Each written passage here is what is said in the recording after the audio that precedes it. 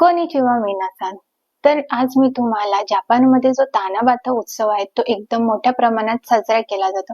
आणि हा उत्सव इतक्या मोठ्या प्रमाणात का बरं साजरा केला जातो त्यामागे ना एक इंटरेस्टिंग गोष्ट आहे, ती आज मी तुम्हाला सांगणार आहे.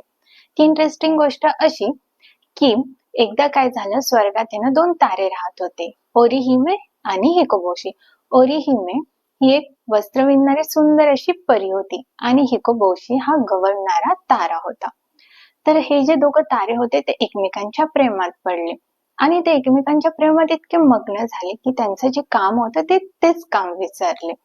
तर हा सर्व प्रकार पाहून स्वर्गातले जे देवता होते त्यांना राग आला आणि त्यांनी त्या दोघं ताऱ्यांना शिक्षा दिली. आणि ती शिक्षा अशी होती की त्यांनी ते दोघं ताऱ्यांना एकमेकांपासून वेगळं केलं. पण त्या दोघं ताऱ्यांमधलं एकमेकांबद्दल जे अटूट प्रेम होतं ते बघून देवता जे होते स्वर्गातले त्यांनी त्यांना एक दिवस भेटण्याची संधी दिली आणि तो दिवस म्हणजे तानावाताचा दिवस 7 जुलैला.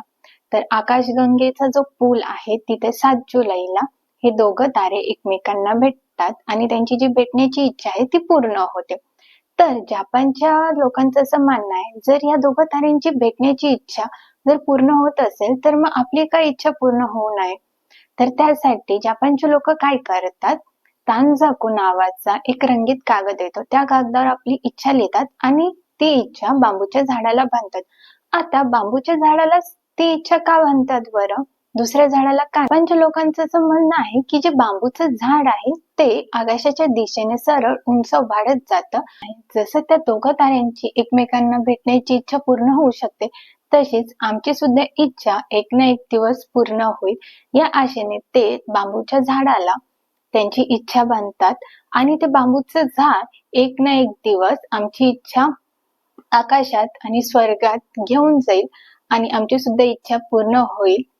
यासाठी ते तानाबाता हा जो उत्सव आहे तो मोठ्या प्रमाणात जपानमध्ये साजरा केला जातो. तर भेटूयात नेक्स्ट व्हिडिओ. तोपर्यंत माताने.